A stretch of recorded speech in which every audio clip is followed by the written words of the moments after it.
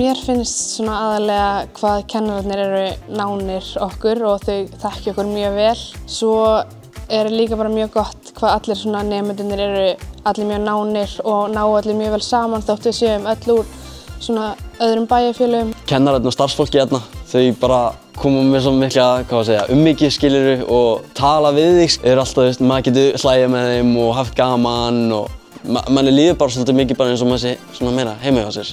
Besta, það er örugglega, bara félagslífi og kennararnir myndi ég segja.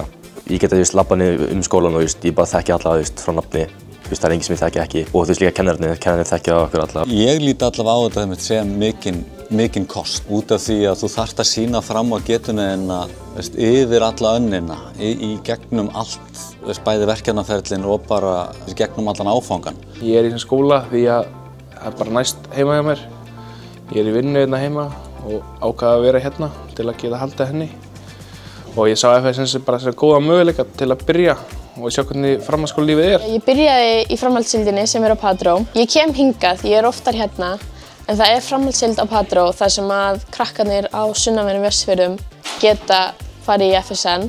Við förum í nám í gegnum Teams. Kennararnir hafa samband við okkur þannig og svo komum við 3 á önn hingað. Fjarnemar sem að koma á stundanám hérna hjá okkur, við tökum þeim eins og hverjum öðrum nemanda og við reynum að setja námið þannig upp að það sé aðgengilegt fyrir fjarnemana, að þau hafi stöðugt aðgengi að efninu, þau hafa alltaf tækifæri á það að ná í mig í gegnum Teams, þau hafa tækifæri á að sækja staðtímana í gegnum Teams líka. Ég mun klárlega að senda börnin mín hingað í FSN. Ég get ímyndað mér að við viljum öll halda börnunum okkar sem lengst heima og þá er óbúslega gott að hafa skóla í nærsamfélaginu.